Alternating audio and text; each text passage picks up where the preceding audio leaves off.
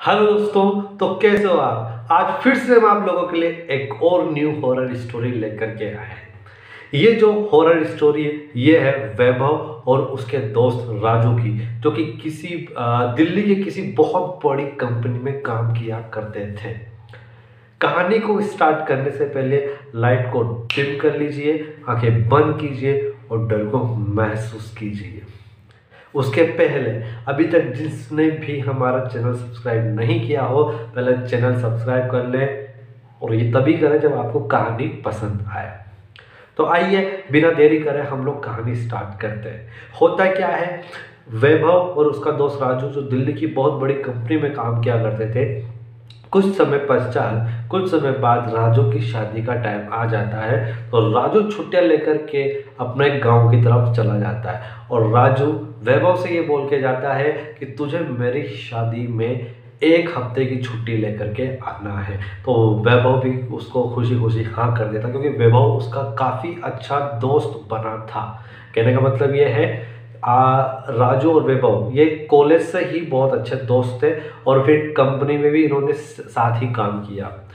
अब होता क्या है, जैसे ही राजू क्या करता है, अपनी जो भी पूरी शादी करता है वो गांव से ही करता है। जो जितने भी रीति रिवाज होते हैं वो सब गांव से ही करते हैं, क्योंकि उसके घर वालों ने बोला था कि इसकी शादी गांव से ही की जाएगी। जो उसका गांव था जयपुर से काफ़ी दूर था। अब राजू की शादी का टाइम आ जाता है। वैभव जो है वो छुट्टी के लिए अप्लाई करता है, लेकिन उसको 1 हफ्ते की छुट्टी नहीं मिलती। अब उसको छुट्टी नहीं मिलती है तो उसका दिमाग खराब होता है, यार कि मेरा इतना अच्छा दोस्त, मेरा बेस्ट फ्रेंड, उसकी शादी में मैं 1 हफ्ते पहले नहीं जा पा रहा हूँ कि क्या करूँ क्या नहीं। तो वो बड़ी हाथाजोड़ी करता है, बहुत रिक्वेस्ट करता है अपने बॉस से, लेकिन उसको कोई छुट्टी नहीं मिलती है। उसको छुट्टी मिलती है ओनली केवल 3 दिन की।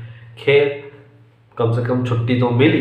तो वो 3 दिन की छुट्टी जब उसको मिलती है तो वो फटाफट से, मतलब टाइम 1 सेकंड भी टाइम वेस्ट नहीं करता, वो फटाफट से पैकिंग वगैरह करके दिल्ली से फ्लाइट लेता है जयपुर तक के लिए। अब वो जयपुर एयरपोर्ट पर उतरने के बाद एयरपोर्ट से जो राजू का जो गांव था वो थोड़ा काफ़ी दूर था। तो वो टैक्सी करता है और वो पहुंचा था शाम को 6:30 बजे जयपुर पहुंचा था, और शाम को 6:30 बजे पहुंचा था। उसने 7:30 बजे वहाँ से टैक्सी लिया था। अब जैसे ही वो टैक्सी के अंदर बैठता है तो जो जयपुर से राजू के गांव का जो रास्ता था वो पूरा सुनसान हो जाता है। तो और रात का टाइम तो वैसे भी था, तो रात के टाइम तो और ज़्यादा सुनसान रहता है। वहाँ पे कोई ज़्यादा गाड़ियाँ आती। वैभव ने देखा कि उस रास्ते पर कोई भी गाड़ियाँ आ जा नहीं रही थी। तो खैर, वैभव को लगा कि यार ये जो रास्ता है गांव की तरफ, और गांव के लोग बड़ी जल्दी सो जाते हैं, तो वो घूमते फिरते नहीं है ज़्यादा। तो उसने ये सब सोचा, इस वजह से कि गाड़ियाँ इस रास्ते पर आ जा नहीं रही होंगी। खैर, आगे बढ़ते हैं। अब होता क्या है, जो ड्राइवर है वैभव का टाइम पास करने के लिए ड्राइवर कुछ अपने अपने बारे में बताना चालू करता है। तो वैभव उसको मना कर देता है कि भाई रहने दे, फालतू, मुझे तेरे बारे में जानने की कोई ज़रूरत नहीं है। तो फिर जो ड्राइवर है वो बोलता है कि साहब, आप जिस गांव में जा रहे हैं उस गांव में भूतिया किस्से, मैंने उस गांव के बारे में जो भूतिया किस्से होते हैं उसके बारे में बहुत ज़्यादा सुना है। तो वैभव को इन सब चीज़ में इंटरेस्ट आने लगा है कि सही तूने ऐसा सुना है कि क्या हुआ है। उसके दिमाग में क्यूरियोसिटी जानने चालू हुई, मतलब वो उसके बारे में जानने की इच्छा बहुत ज़्यादा थी उसको। तो उसने कहा कि भाई सुना क्या हुआ, सुना क्या हुआ। अब होता क्या है, ड्राइवर ने साथ में ये भी बोला कि सर, जिस रास्ते से हम लोग जा रहे हैं उस रास्ते में भी ऐसी बहुत सारी भूतिया घटनाएं घटित हुई है। बहुत सारे लोग हैं जो आए दिन यहाँ पर मरते रहते हैं। आए दिन बहुत सौ को यहाँ पे भूत चुड़ैल डाकण ये सब दिखाई पड़ती है। तो वैभव जो दिल्ली में काम करता था और उसको काफ़ी टाइम हो गया था, तो वहाँ पर रहने के बाद, दिल्ली जैसी बड़ी सिटी में रहने के बाद, वैभव इन सब बातों पर विश्वास तो बिल्कुल ही नहीं कर रहा था। और ये सच बात है यार, जो बड़ी बड़ी सिटीज़ में रहते हैं वो लोग इन सब पैरानॉर्मल वाली बातों पर यकीन नहीं करते हैं, लेकिन जिससे के ऊपर गुजरती है वही इस दर्द को समझ सकता है।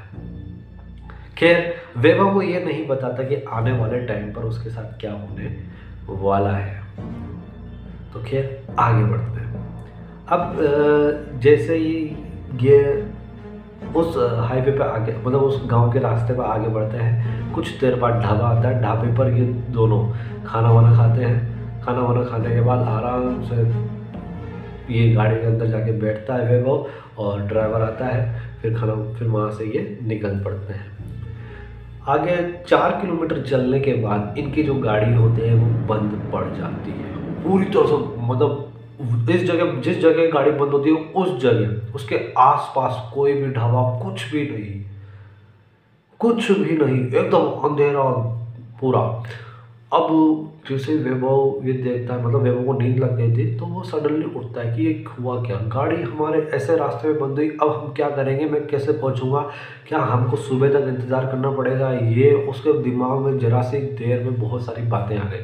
खैर वो डर बिल्कुल नहीं रहा था, वो बिल्कुल भी नहीं डर रहा था। अच्छा, तो ड्राइवर जो है वो बोलता है कि साहब आप आगे जाओ।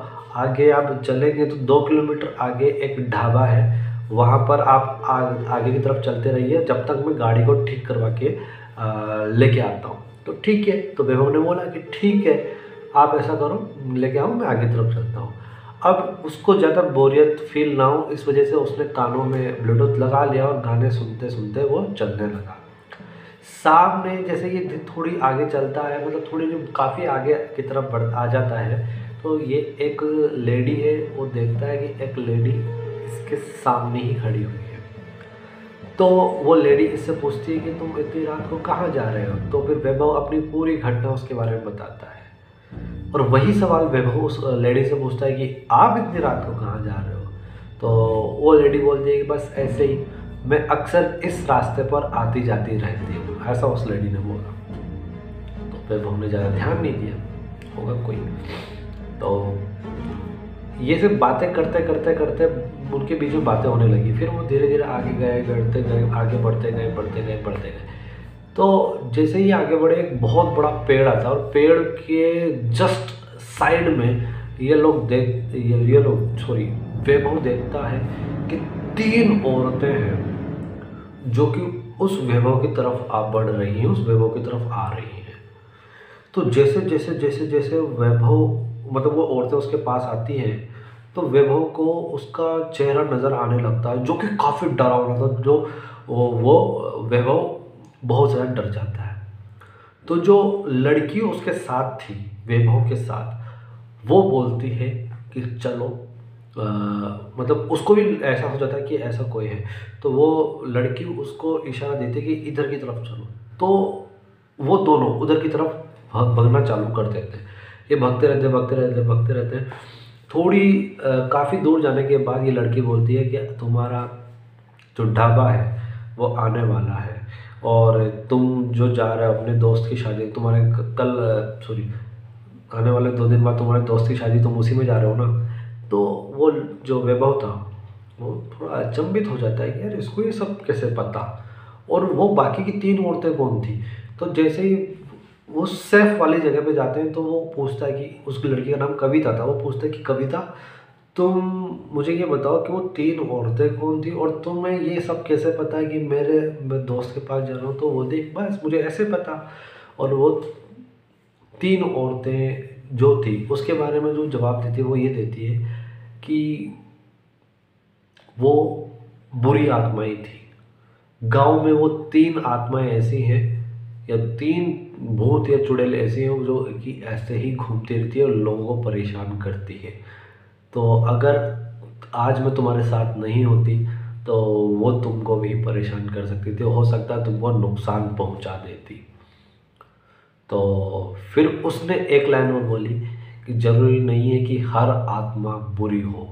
केवल उसने इतना बोला था, वैभव वहीं पर समझ गया था। और ये बोल करके वो जो लेडी थी कविता नाम की, वो एकदम से गायब हो गई। मुझे नहीं पता ये कहानी कितने हद तक सही है, लेकिन जिसके साथ ये एक्सपीरियंस हुआ है उसने मुझे बताया और मैं आपको बता रहा हूँ। सो आज की कहानी हमारी यहीं पे समाप्त होती है। आई होप कि आपने कहानी को एंजॉय किया होगा। अगर आपको कहानी पसंद आती है तो चैनल को सब्सक्राइब करें एंड वीडियो को लाइक करें एंड ताबड़तोड़ तरीके से इसको शेयर करें।